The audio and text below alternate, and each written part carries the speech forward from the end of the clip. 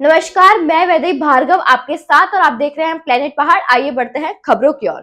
जयपुर स्थित प्रदेश कांग्रेस मुख्यालय में सुप्रीम कोर्ट के अरावली संबंधी फैसले को लेकर आयोजित प्रेस कॉन्फ्रेंस में नेता प्रतिपक्ष टीकाराम जूली ने भाजपा सरकार और मुख्यमंत्री पर तीखा कटाक्ष किया।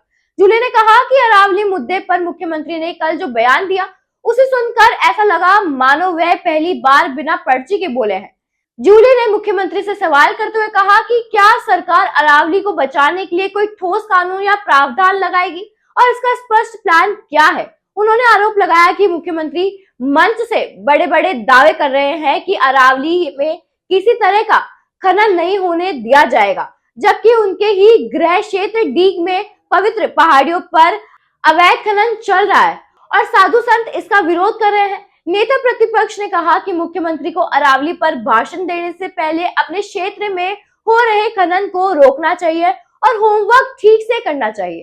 उन्होंने आरोप लगाया कि भाजपा सरकार की कथनी और करनी में बड़ा अंतर है और अरावली जैसे संवेदनशील मुद्दे पर केवल बयानबाजी की जा रही है। इस अरावली के मामले में रूबरू होंगे। हम प्रदेश कांग्रेस कमेटी की तरफ से अपनी बात कहेंगे। आपके सवालों का जवाब भी यथासंभव हम लोग देंगे। मैं निवेदन करना चाहता हूं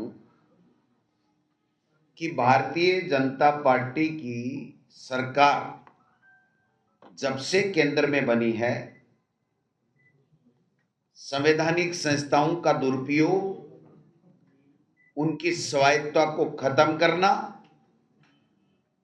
और केवल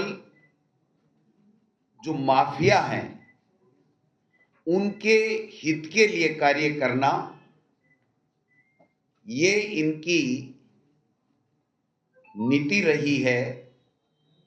और मैं जो खुलासा करूंगा आपको, मैं समझता हूं कि समझाने में मैं कामयाब रहूंगा कि किस तरीके से संगठित गिरोह के रूप में इस देश की खनिज संपदा को लूटने के लिए काम कर रहे हैं। जो नया ताजा मामला आया है कि अरावली को ही लूटने का षड्यंत्र इन्होंने पूरा कर लिया है। जो सुप्रीम कोर्ट में रिपोर्ट इन्होंने केंद्र सरकार के दबाव से दिलवाई है, उसके बाद में यह स्पष्ट हो गया है कि खनन माफियाओं के लिए उन्होंने 90% हमारी अरावली, जो हमारी जीवन रेखा है, हमारे लिए पर्यावरण हो,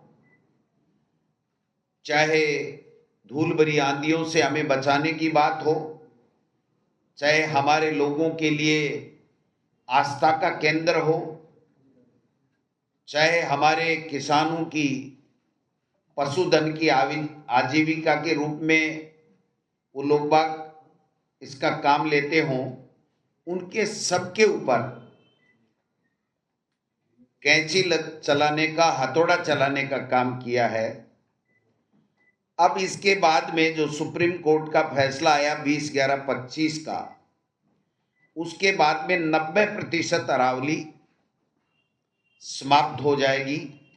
बहुत गंभीर हो चला है और अब इससे आम जन भी जुड़ गया है।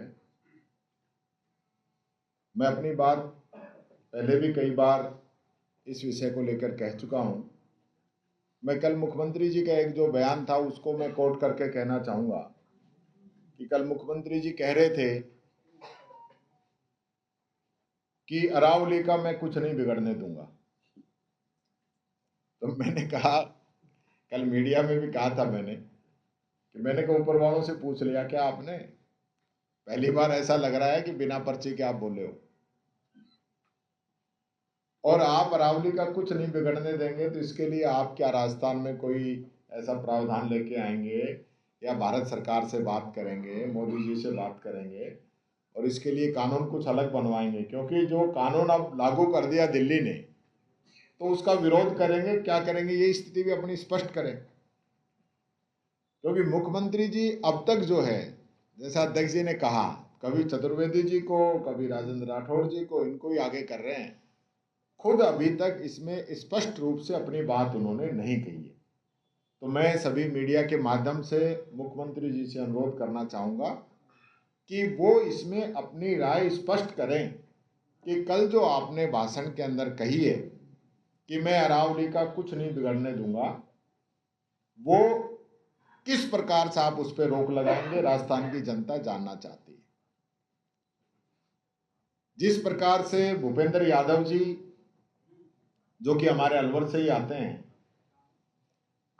मैंने कल भी बताया था कि उन्होंने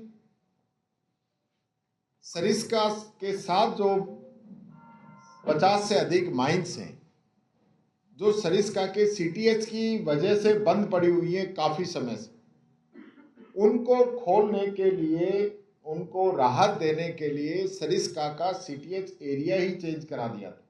आज के लिए बस इतना ही। तमाम जानकारी और खबरों के लिए बने रहिए हमारे साथ। नमस्कार।